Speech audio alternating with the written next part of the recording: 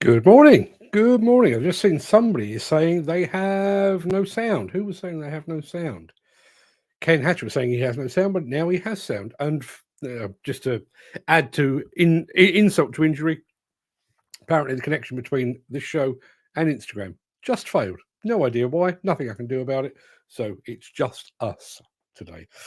Good morning. How the devil are you doing this Friday? I hope you're all well. Today's show is going to be a little bit different for several key reasons. First of all, we have, let me show it to you. There we are. We have an exclusive 2024 JCB calendar to give away. If you'd like to be entered into the prize draw, I need you to type the word JCB into the chat. Now, I'm fairly sure, did I? I think I did. I did actually create a banner for that.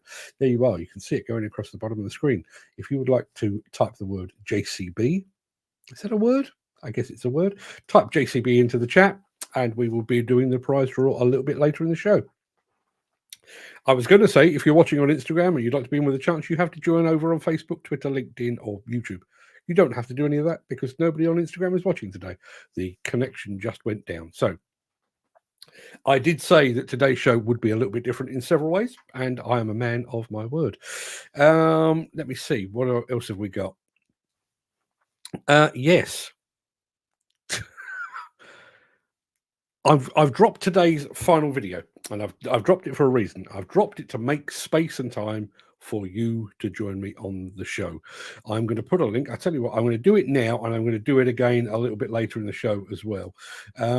If anyone would care to come on the show as a guest, you can do so using the link that I'm just posting in the chat. It says StreamYard or something like that. We won't be getting to that until somewhere around about 10:15, 10:20, so there's no need to sign in quite yet.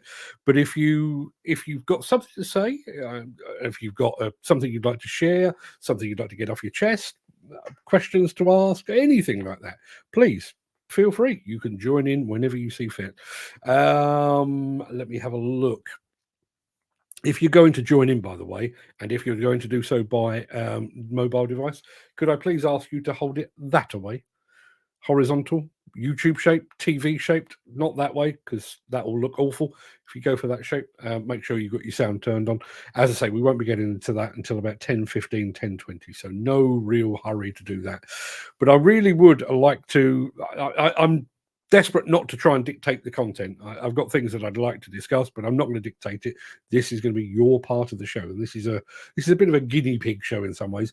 I'd like to hear from you, really, some genuine experiences of working in demolition and construction. In this day and age, the problems and challenges you face, your fears and aspirations, the improvements that could and should be made, all of those sort of things.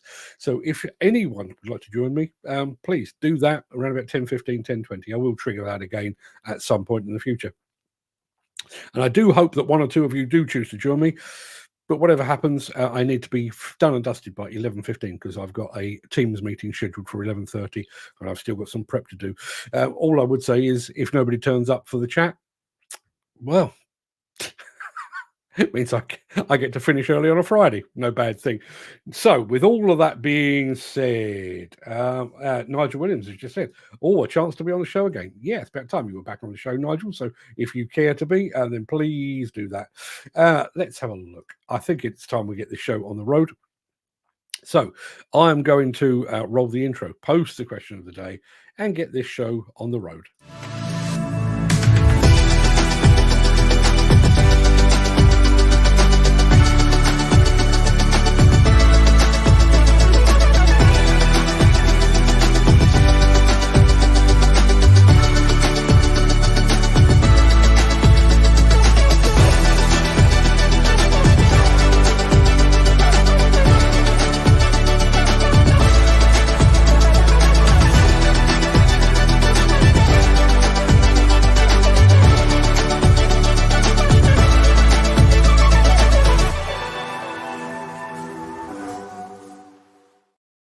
Just going to go back to the beginning of the chat, partly because I want to say a few good mornings.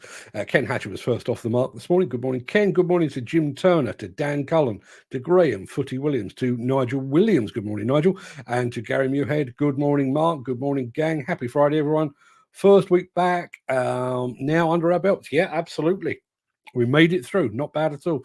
Lots of entries coming in for the competition. Chris Sword says, good morning, you lucky people. It's a Poets' Day. It is. It is indeed Poets' Day. Yeah, I think we're pretty much caught up, are we? I'm sure I saw another name creep through there. Andy Darvell is here as well. Who else do we have? John Finley says, good morning, everyone, and have a great Friday. Thank you very much indeed. Mick Norton is here as well. I think Mick Saunders has turned up. Yes, Mick Saunders is here as well. So lots and lots of people. As it stands at the moment, our JCB competition to win that, try and get the light right. There you are, JCB calendar. All you need to do is type the word or the letters JCB, no spaces, JCB in the chat, and I can tell you, as it stands at the moment, you have got a 1 in 10 chance. We've got 10 entries already for the competition. So standing by on that. Right, okay, should we crack on? I think we probably should. Yes, it is Friday. Friday, the 12th of January, 2024. Welcome to the Breakfast Show. I am your host, Mark Anthony. In today's show, paving equipment goes compact.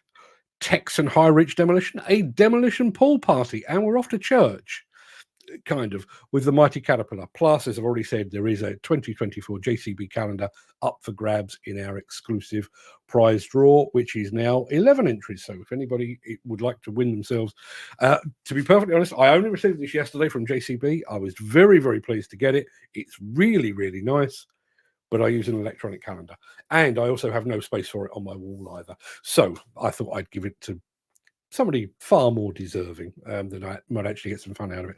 And the entries are rolling through. We're up to 13 entries now, which is fantastic. JCB, type it in the chat and we'll get to all of that in just a second. But first, we're going to pop back through the mists of time to see what was happening on this very day in history.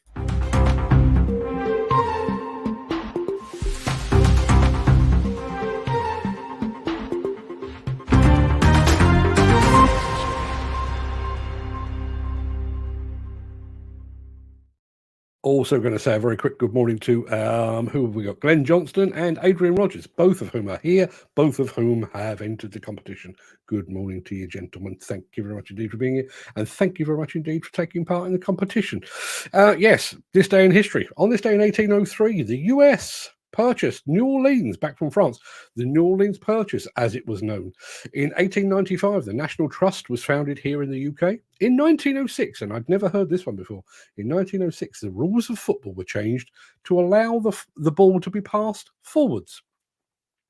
I guess up until that point, we played it rugby style, always passing backwards. Didn't know that. In 1939, a company called Timely Comics was founded in New York. That company would eventually become Marvel and take over the cinema box office. In 1959, the Tamla Records label was founded in Detroit. That company would eventually become Motown Records, and I'm sure we've all heard of a few Motown artists like Stevie Wonder and Smokey Robinson and the Jackson 5 and Diana Ross and so many more. In 1966, the Batman TV series, probably the best of the Batmen in my opinion, starring Adam West as the Caped Crusader, premiered on US television. In 1995, the murder trial against O.J. Simpson began in LA. I wonder if his gloves fit him now. And in 2010, Haiti. Awful. Haiti was rocked by a massive earthquake that killed an estimated 160,000 people. Now, before we get into the real meat of the show, I'm going to quickly remind you of our question of the day.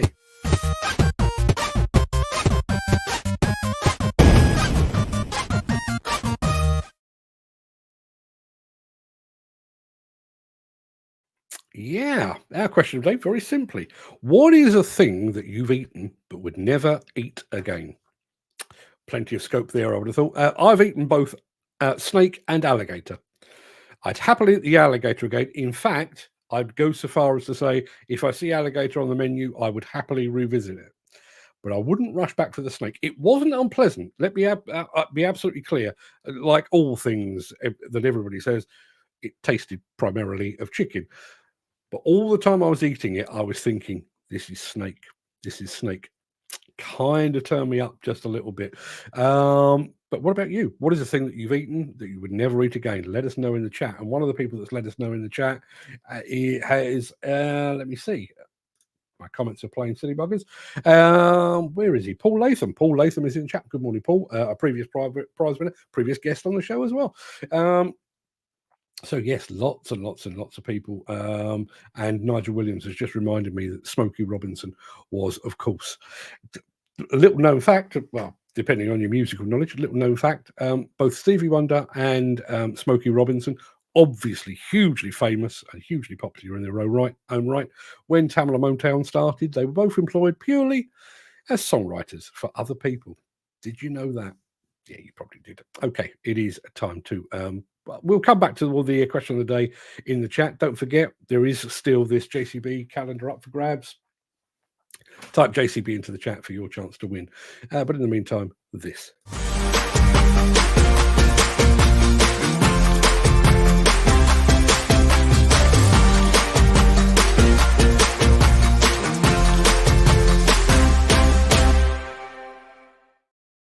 Right, as I want to keep I want to get to the chat part of today's show as quickly as I possibly can. I'm going to keep these video intros as short as possible. So we all know that we have compact excavators, we have compact wheel loaders, and we even have compact telehandlers. But what about compact pavers?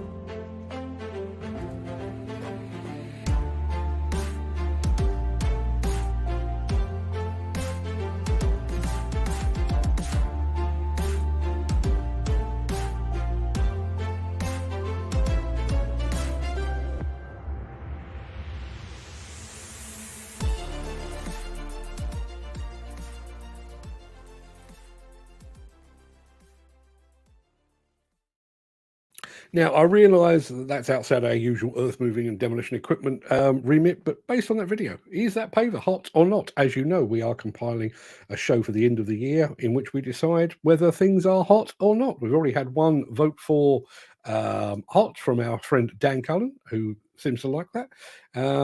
Is that brand available in the UK? Yes, it most certainly is. Let's have a look. Gary Muirhead also says it's hot. Nigel Williams seems to like it as well. We'll come back to that. But yes, keep coming up with whether it's hot or whether it's not. Going to go back to our friend Garvin over at Mostly Diggers, who has responded to my brief mention of O.J. Simpson. I'm sure someone with fewer scruples than I should do an O.J. Simpson when the PPE doesn't fit meme. Can't get my hand in the glove. Well done, sir. I wish I'd thought of that. I have no scruples whatsoever. I wish I'd done that. So it's weird how these things pan out. As you know, at the start of the week we did a Montebear video, and we asked whether it was hot or not. Not Gary, it was Ken Hatcher decided it was medium. He wasn't a fan of our hot or not yesterday, and today there's Graham Footy Williams, not a huge fan of our Vogele or Vogler. I'm thinking vongole. I'm thinking clam sauce with spaghetti. Vogler paver. So yes, as it stands at the moment, it's still hot because we have more hot votes than we had not votes. But please keep your votes coming in, and we'll be right back after this. If you are enjoying this episode, please consider supporting the show. You can leave us a tip at buymeacoffee.com/demolition news. Let's have a look. What's Dan got to say? Waiting for a replacement machine. I polished the windows, greased it up, so she's prepared for next time. Fair play to you, sir. Fair play. I'm not going to dwell on the JCB calendar too much. You can see it across the bottom of the screen there. We're up to 13 entries as it stands at the moment. We've got lots of people in the chat, so if you haven't entered already, please would you be so kind as to type the letters JCB, no spaces, JCB, doesn't matter whether it's lowercase or capitals, just JCB in the chat, and you will be entered into the draw to win that fine specimen right there. Yes, where was I? Yes, I was talking about our next item, wasn't I? Let's have a look. Where are we? Yes, people. That's what I was going to say. I was going to say, strap in. We're off to Texas for a spot of high reach demolition. Here we go.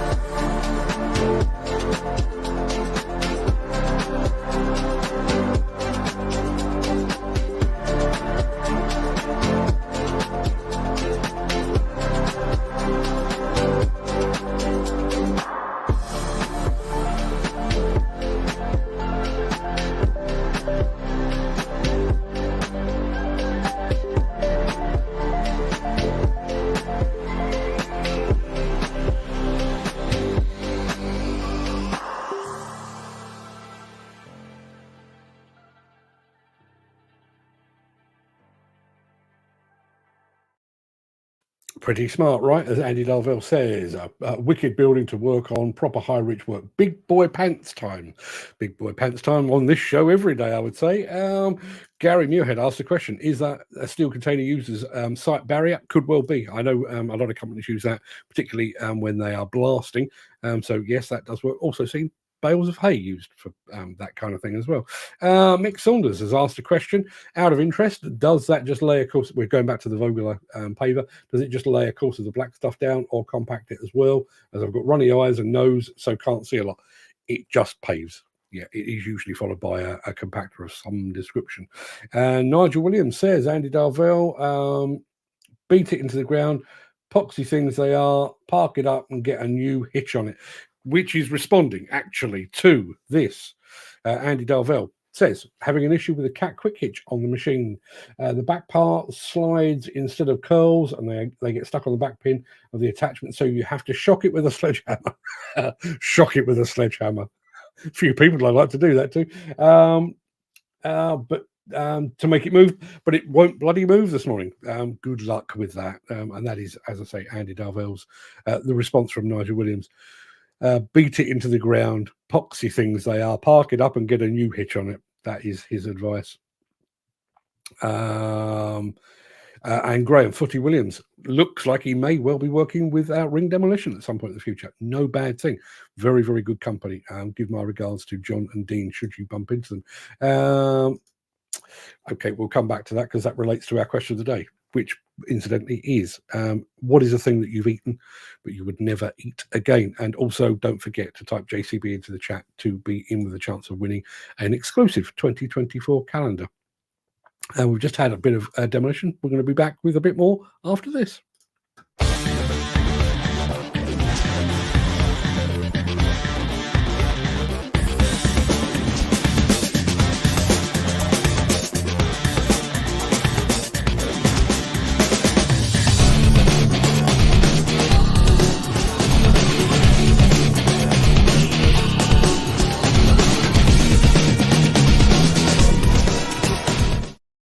There is some sympathy out there for Andy Darvell when he struggles with the cat quick hitch this morning, but there's also just a degree of sarcasm. Jim Turner says, sounds like it's a slow hitch, not a quick one. Fair play. And Gary Muirhead says, may I suggest a steel wrist, Andy? I thought perhaps you would. Let's have a look. Right, okay. I just want to make sure I was up to date with all of the comments. I am, which is fantastic. Now, in our last video, we looked at demolition being done above ground, upwards. Next up, we're going below grade rather, for a spot of swimming pool demolition. Not something you get to see every day. I'm going to press the button on that in just a second, but don't forget, type JCB into the chat for your chance to win an exclusive, my exclusive 2024 JCB calendar. But while you're doing that, I'm going to do this.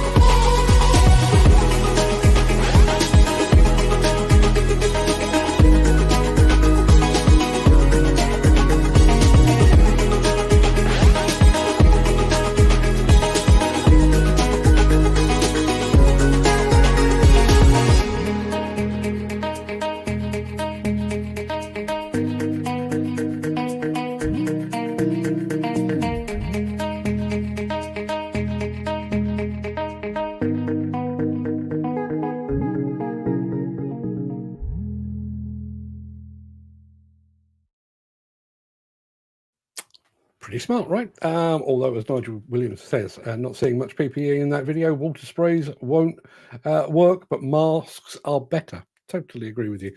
That's the Americans for you, I guess. Let's have a look. Now, my wife has commented, and I do need to clarify this. I know we're talking about foods that you would eat but you would never eat again. She's just said, question of the day. So I know somebody's mentioned Marmite. I will go back to this in a second. Marmite is delicious, and if you have never tried it, how do you know you don't like it? Weirdo. That is aimed at me, because I have never eaten Marmite. I've never eaten Vegemite. I've never eaten Bovril, but I have no intention of doing so. I realize that probably puts me in the minority, but I just don't.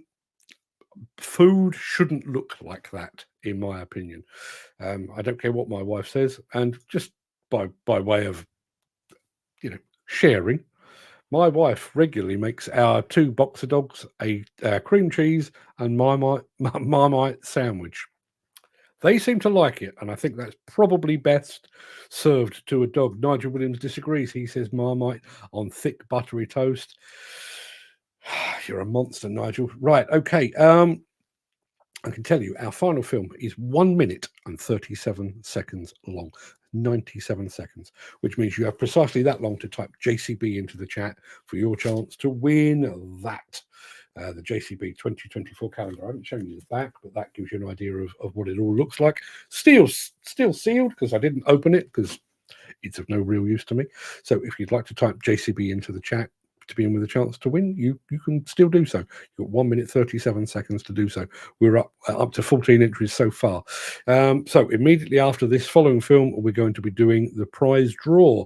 We're also going to be throwing over to the chat as well. So if anybody would care to pop onto the show as a guest, you can do that.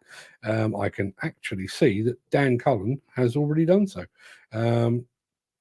He's in the green room at the moment. So while I'm getting him all geared up and ready, because he's walking about at the moment, I tell you what, let's play this final film. And yes, we're off to church, kind of.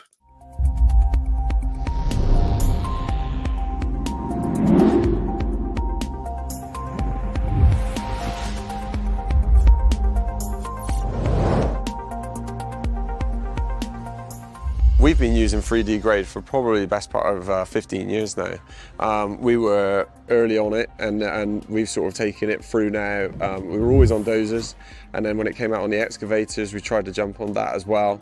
And we run anything above 20 ton now as 3D grade on it. So yeah, it's been a huge benefit to us, and having a team of people that work very close with on 3D grade, and our engineers involved with the modeling, and it's quite a team effort to make that work. But we've had what we always worried about was buying from the drivers, especially the more experienced drivers who are, the better drivers arguably, but actually we seem to, it just sort of benefits them even more, and they've seem to be even better with that knowledge in their hand almost. Specific benefits for grade, well, improved production. Now every job is set up to be 3D grade, so even if it's just an excavation of it's not even digging to levels, just for monitoring volumes, our team is using it all the time.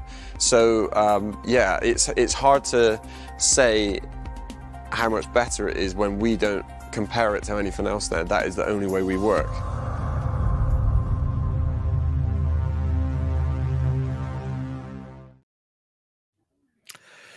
Yeah, there you are. That's the final film of the day. So it is time to draw our prize, because I can see Dan Cullen is chomping at the bit over yonder.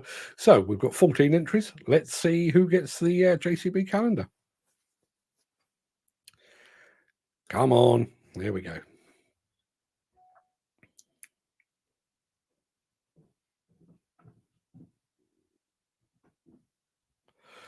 Kenneth Hatcher wins again. As predictable as anything. Ken Hatcher, you've got yourself a JCB calendar, which I'm sure you'll be delighted with. Congratulations, my friend. I'll be getting that out to you. Now, without further ado, I'm going to take that off the screen because we have not one, but two guests. There we are. For those of you that have ever wondered. Morning. See that top right? That's what Dan Cullen looks like. And look, see that guy in the bottom down there? That's what Andy Darvell looks like. Good morning, gentlemen. good morning. Well, now the machine's just landed for the exchange over. Sorry. So, kind of moving around, which is all fun and games. Excellent. Morning, Andy. How are you doing? Mark, can you hear me? I can hear you loud and clear, Andy.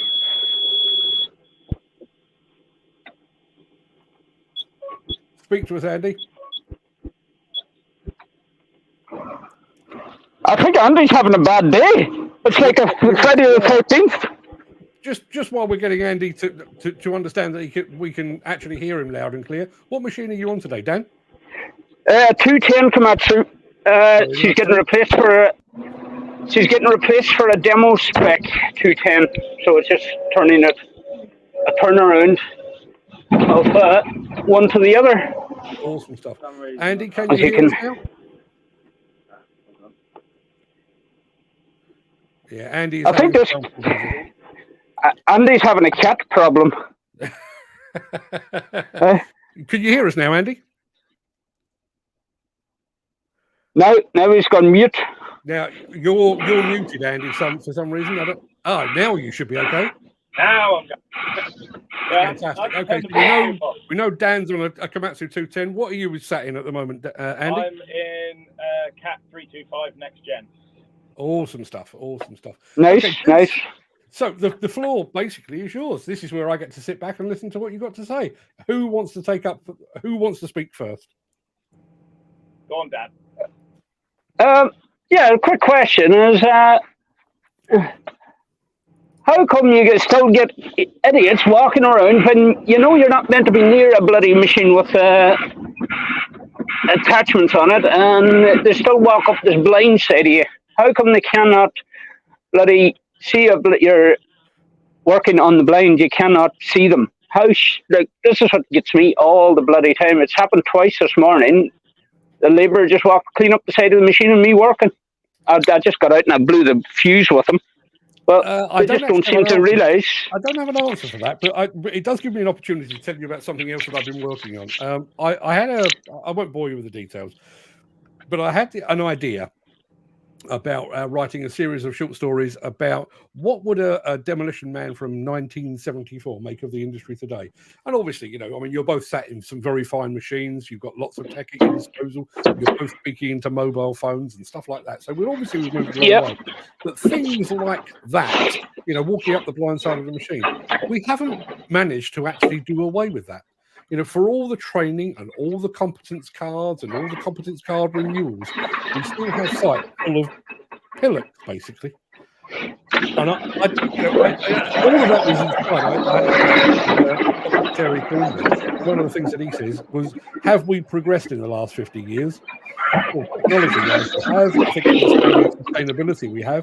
But in actual people on the ground, I'm not sure we have No, keep.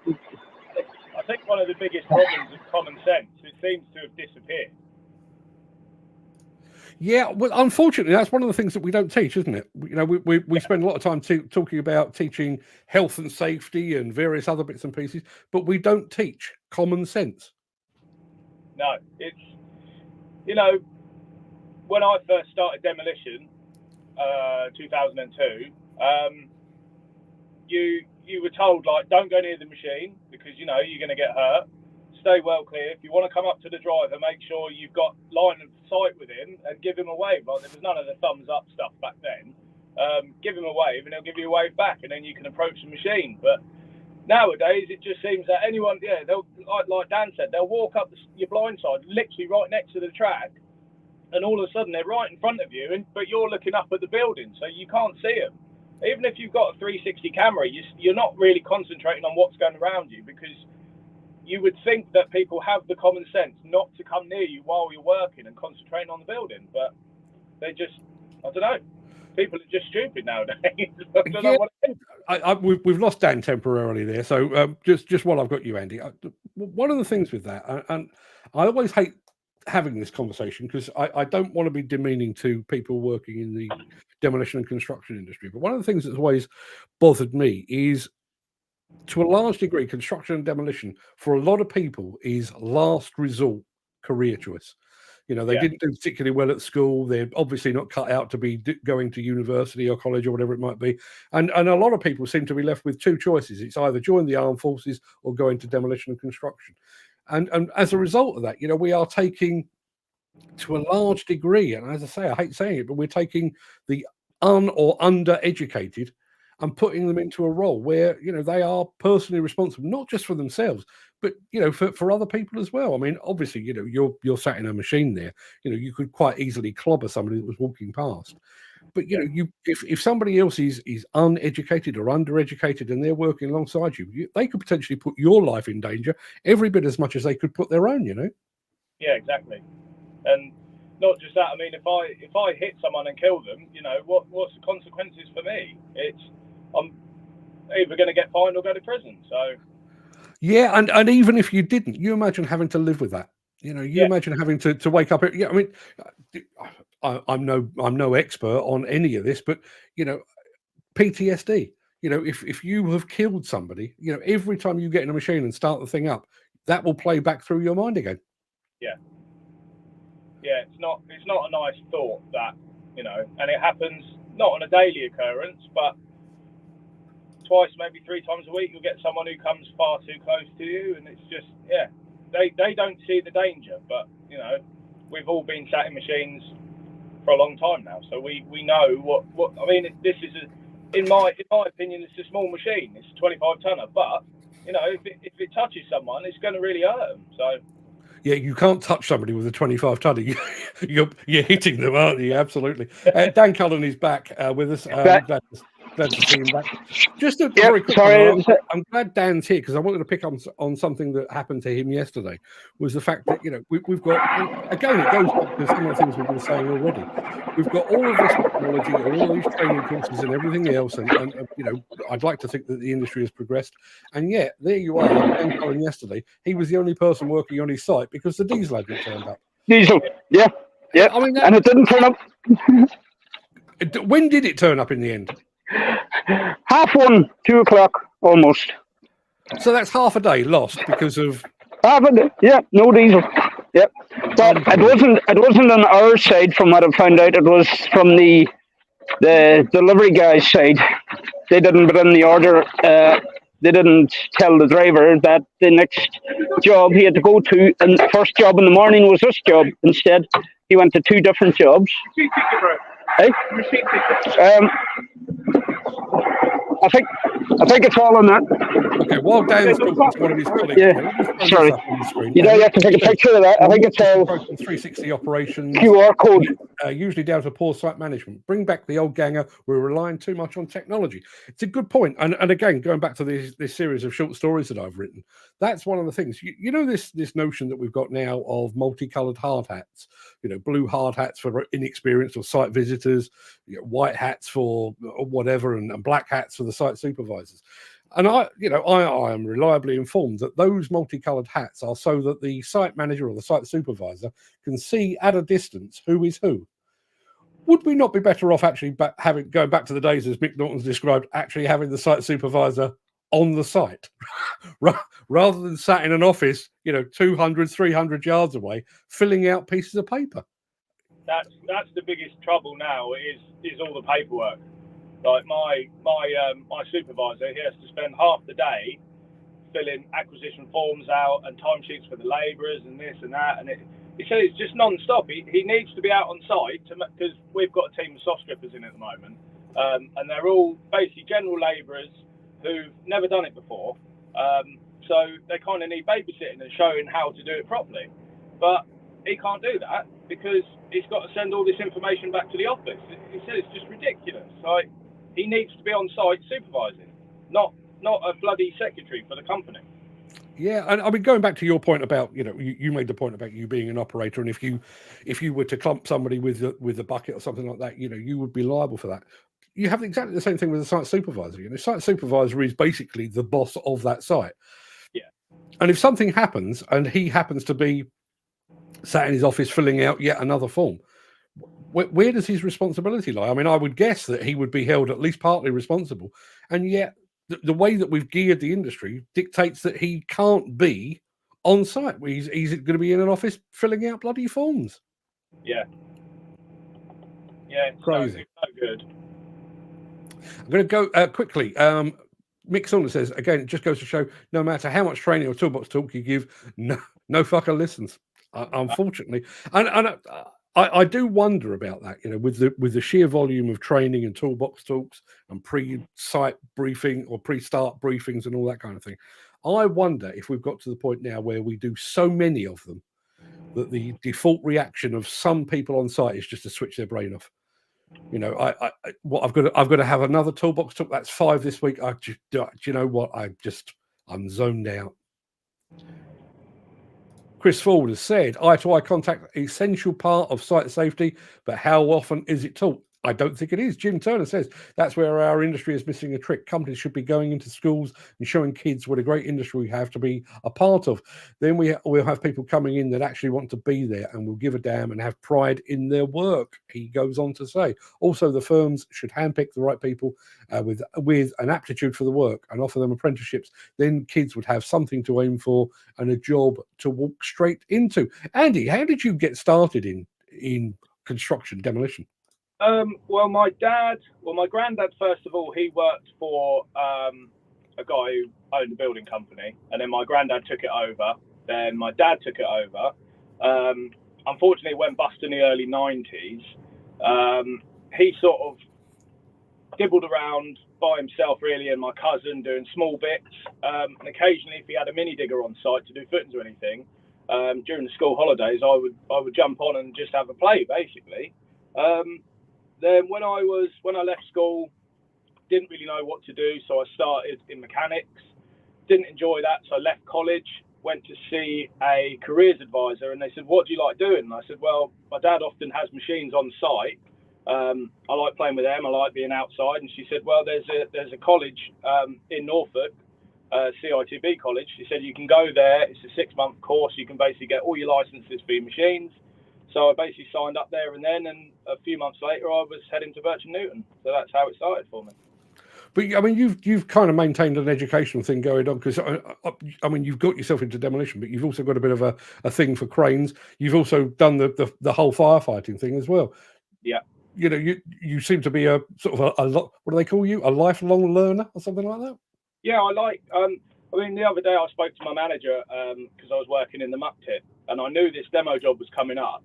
And I said to him, "Look, my brain needs to be exercised at work. I can't just switch off. I'm one of these people that needs to be doing something constantly and constantly learning." So he said, "Yeah, fair play." He said, "I'll get you out the muck tip. I'll get you on the demo job." So I need to be constantly active in my brain. I can't just sit there and do nothing. Yeah, you know, it's interesting you should say that, because I don't know if he's still with us, but I know Nigel Williams is a big one on that. I mean, he spends his working days, not only is he working, but he's listening to podcasts and that kind of thing. So he's constantly sort of taking part. Dan Cullen, sorry, bear with me. Dan is back with us. Dan, you got something to say? Yeah, I'm in the same boat. Like I cannot stop thinking about how things can progress or how to be more efficient on jobs. But some of these guys, I see, like as we were talking about site managers earlier, some of them, they shouldn't have a bloody manager's ticket because they don't know what they're doing or how to do it. Some of them just literally, you could say, buy the ticket out of a matchbox and they walk around with a black hat like I'm the big man. You know, and like it doesn't make sense. They need to be more robust about it, I think, anyway, on getting guys to be managers, because what they don't say is if there was a serious accident, you're the one that's held reliable.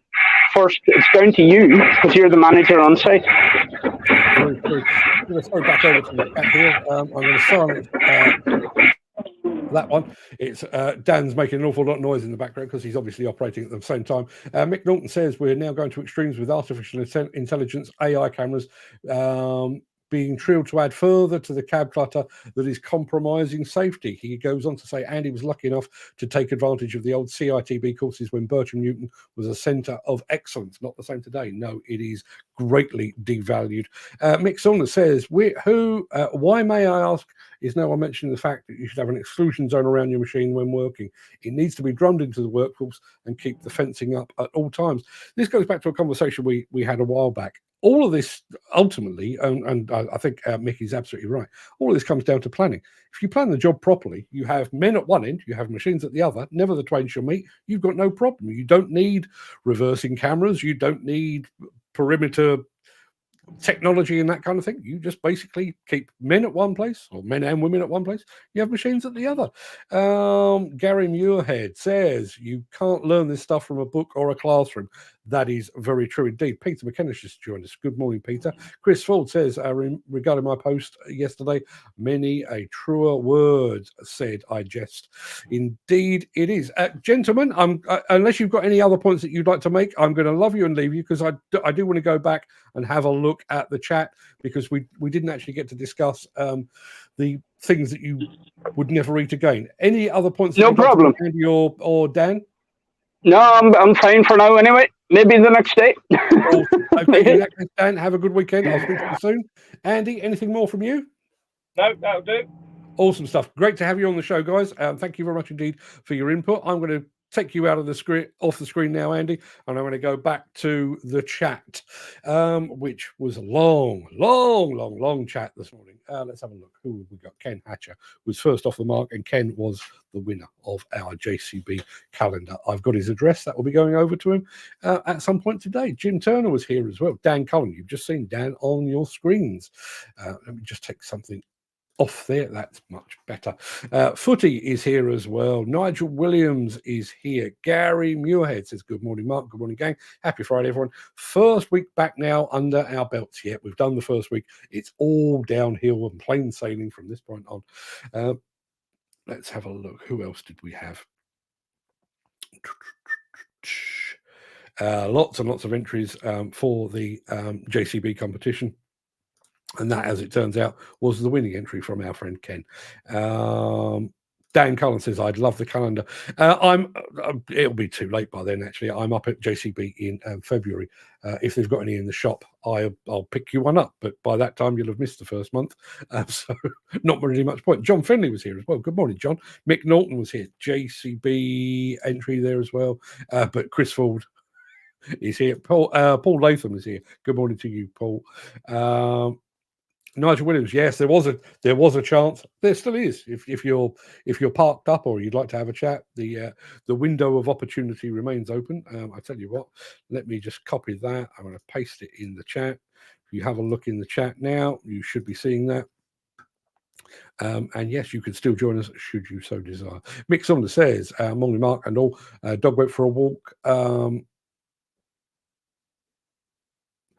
Apparently, he needs to go and see someone to sort out his problems, preferably a shrink.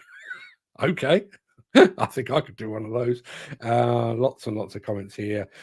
Question of the day. Question of the day was, what is a thing that you've eaten that you would never eat again? Personally, I'm going with snake.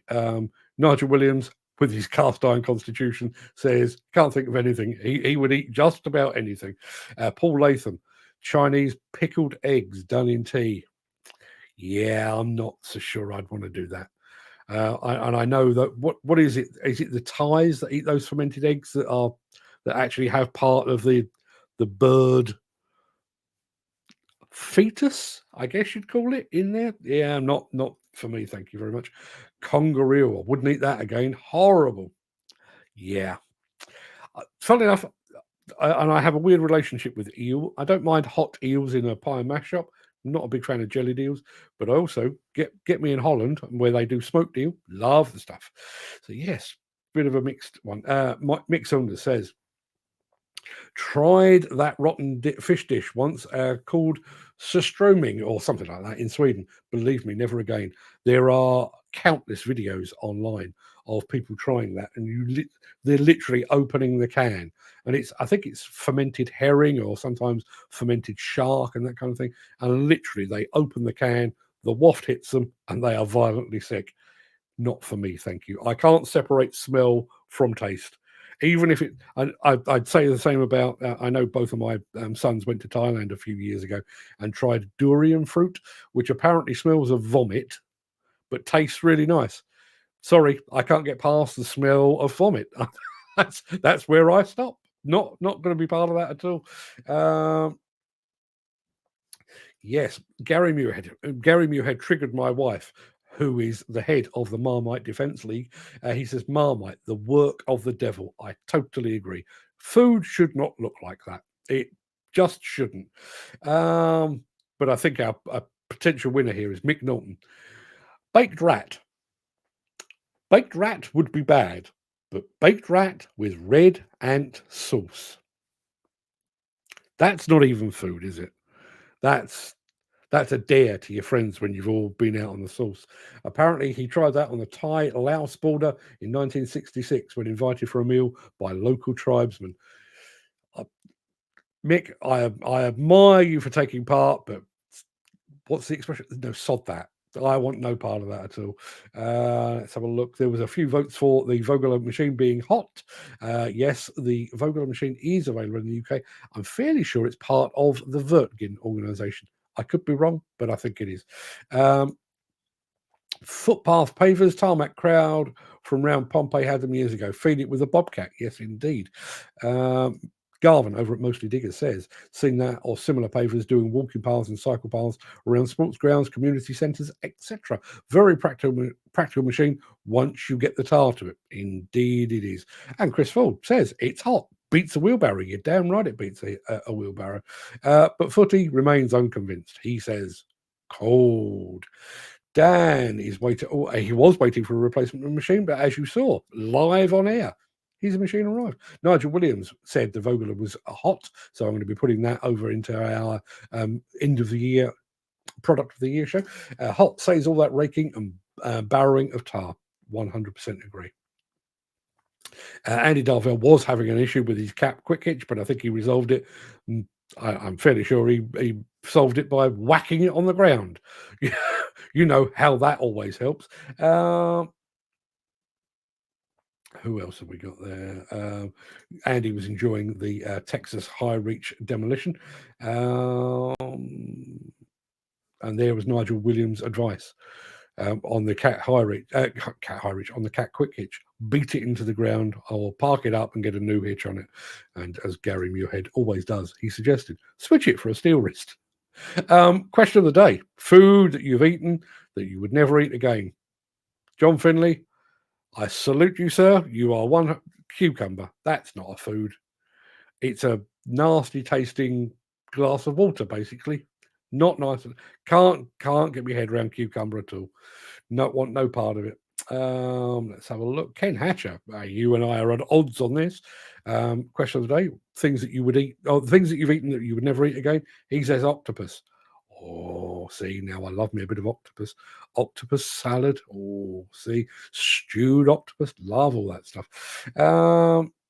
Nigel Williams says, I've been thinking a lot about high reach demolition and leaving buildings in some kind of structural integrity when leaving the site overnight. Skill and experience required to make good judgment for safety. You're 100% right. Is that part of the high reach training course, I wonder?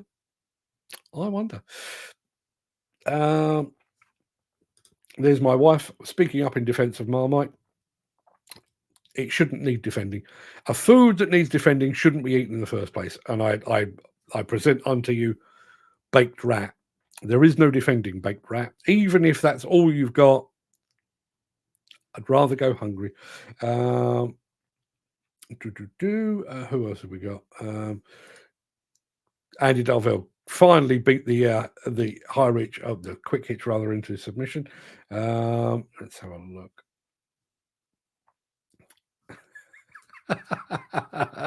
I can remember the days when a quick hitch was a ride up to Gretna Green. Well done, Mr. Ford. Nigel Williams. What? See. Oh. I mean, this is bad, right? Marmite on thick buttery toast, and he's got a smiley face. And then Mick Saunders. To my mind, that is kind of a low point. That's the low watermark in human evolution.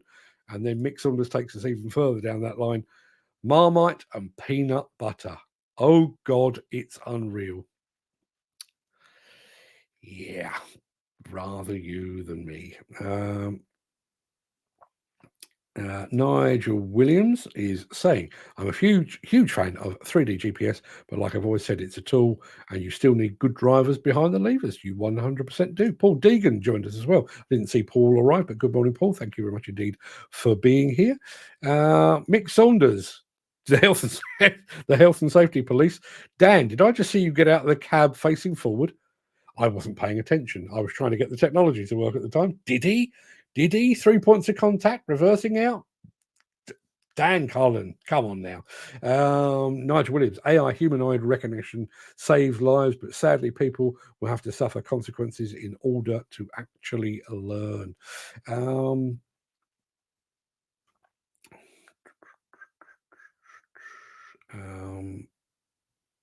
I think this was a very good point from Mick Norton. When workers encroach on 360 operations, it's usually down to poor site management. Bring back the old ganger. We're relying too much on technology. And as I've just said 5 minutes ago, if sites were planned and organized and segregated in the right way, encroachment would not be a problem because man would be over there, machine would be over there. Simple as that. Chris Ford says, thought Dan was getting out the machine to beat some sense into a labourer then.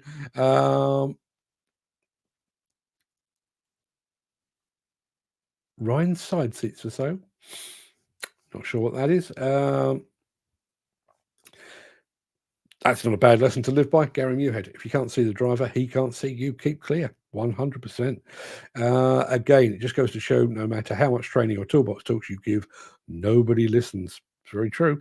Chris Ford, further on that point, eye-to-eye contact, an essential part of site safety. About how often is that taught? Not often enough. I've done those from Jim Turner. Gary Muir says, stupid people are like an old TV. You have to give them a slap a couple of times before you get the picture.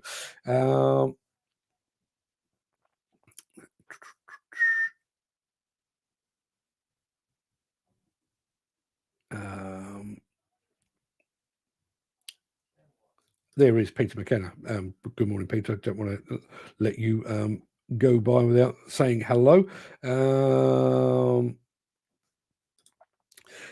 Getting there now, hopefully on the home stretch. Get well soon, my friend. We need you back on the show to keep this rabble in order. Jim Turner says, when I can get there, the lack of joined up thinking between our industry and school system is something I'm always on my soapbox about, usually on LinkedIn having a rant. I'm lucky enough to be born into it, but there's plenty of practical kids out there that will never get the chance to try. Yeah, what a wasted resource that would be as well. Chris Ford, on the question of the day, things that you have eaten but would never eat again. A hot curry. See, every once in a while I get a hankering. Every once in a while I have to have a vindaloo just to remind my system what it feels like to have some genuine pain. Peter McKenna says, Welks, used to love them, now hate them. Still love me a Welk. Anything, any kind of shellfish, I'm there. Peter McKenna, live baby mice. Really? Dan is going to clean his machine. Peter McKenna says, you'd have been no good with my homestyle chili con carne yesterday. I do like it hot. Peter McKenna, on my third jar of Marmite in 2 months. Yeah.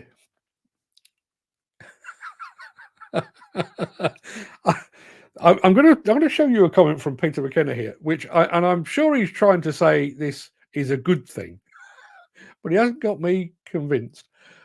Baked rat, it's the same as baked squirrels. That's still not a good thing. Would have burnt me twice, once on the way down and once on the way out, says Chris Ford. We'll go back to the hot curries again. Mick Norton, question of the day. I remember my daily commute to Roger Bullivant in Burton-on-Trent. You could smell the Marmite factory on the A38. Mick Norton says tripe from Dewsbury Market. Sorry, enough to make a vulture throw up. Yeah, I can't even with, and it's bizarre. I've been to France and I've been to Italy and eaten. They do various intestine dishes and thoroughly enjoyed them. Tripe, can't get my head around that at all. Nothing wrong with that. You can smell the beer as well down the road at Tutbury. You can smell the coffee. Yesterday for dinner, I had Marmite and sausage roll butties. That's a waste of a good sausage, in my opinion.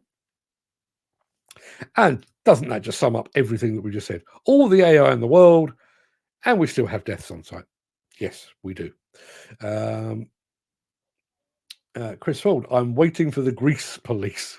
The grease, that should be a real thing. That should be a TV show, the grease police. Andy Darvell, leaving a building in a safe way isn't part of the high reach course. I had a few weeks on a high reach being coached by the operator before I did my ticket. He taught me how to leave a building basically like a Lego building, step it up bay by bay. Then when you get to the end of the building, it gets to the fun bit where it gets wobbly, and you have to grab and hold and pull it towards you. Big boy pants time. Peter McKenna, I've eaten a quail's beating heart. I'm not an expert on these things, but I think that basically makes you some kind of vampire. As I say, I don't write the rules, but I think it probably does. Peter McKenna says, I want to know who's behind the grease police. I think it's somebody from Flannery's gang. Andy Darvell says, we have a fenced off area for me to work in, but some labourers are stupid and think they can open the fence and walk through. They normally get the sack then, as they have already been told to never walk in the demo area without the supervisor. Yeah, I mean, I think that kind of behaviour, that is literally one strike and you're out. You know, if you are daft enough to have been told and to actually go through a fence that has been erected for your safekeeping, you kind of need to find yourself another job. Peter McKenna, I've only driven material handlers on the docks and they can be unstable at times. I'm sure they are. When did everyone on site become so stupid? I wonder about that. And I do wonder. I've got a couple of points on that. The first is the point that I raised to Andy Darvell when he was on the show, was this notion of demolition and construction kind of being a career last chance saloon.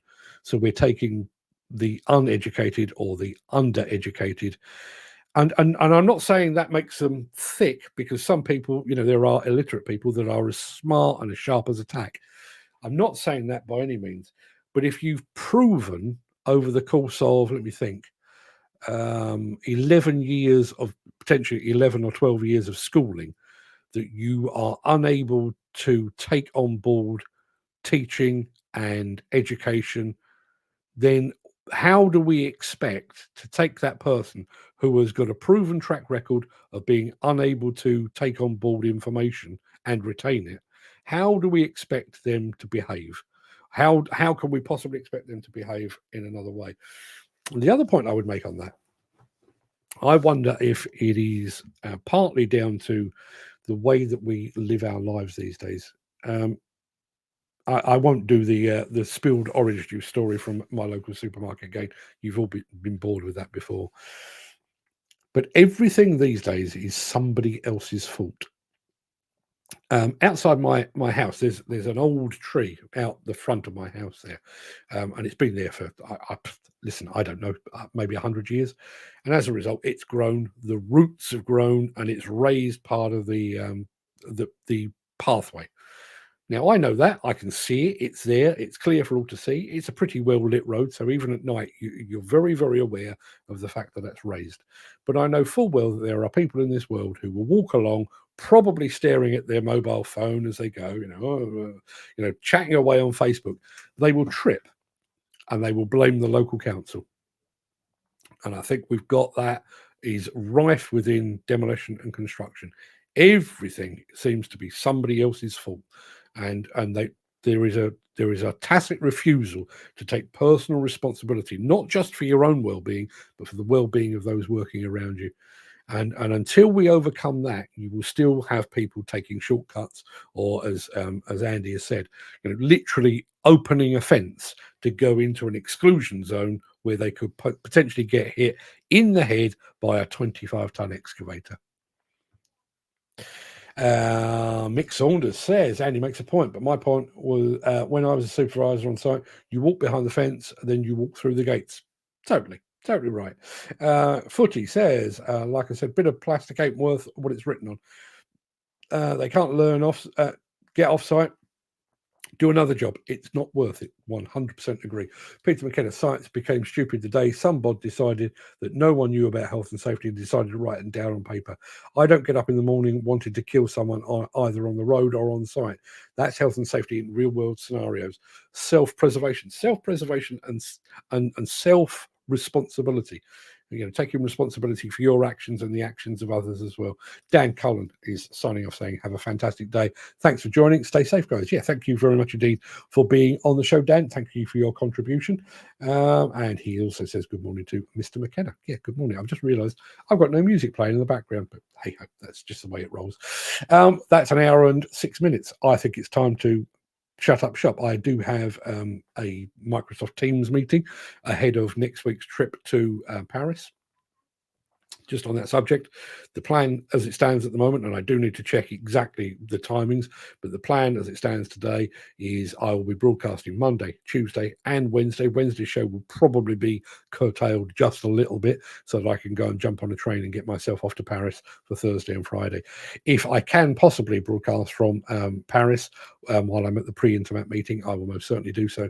But if I can't, you'll just have to bear with me. Dan says, lucky for some. Yeah, Paris, not my favourite place, but it does mean that I'd get to catch up with the likes of Volvo and Liebherr and Komatsu and Bobcat. So all is good. And I'm travelling with my son, which is always good for a hoot. Gary Muirhead says, have a fantastic weekend, guys. I echo that sentiment. Mick Sonner says he's off for a Marmite and boiled egg and soldiers. Have a great day and stay safe. You should stay safe. Steer clear of the Marmite, man. Dan's Crusher has arrived. Andy Darvell says, have a fab day, guys. Stay safe. Bonjour. Yeah, bonjour to you as well. Chris Ford says, have a good weekend, everyone.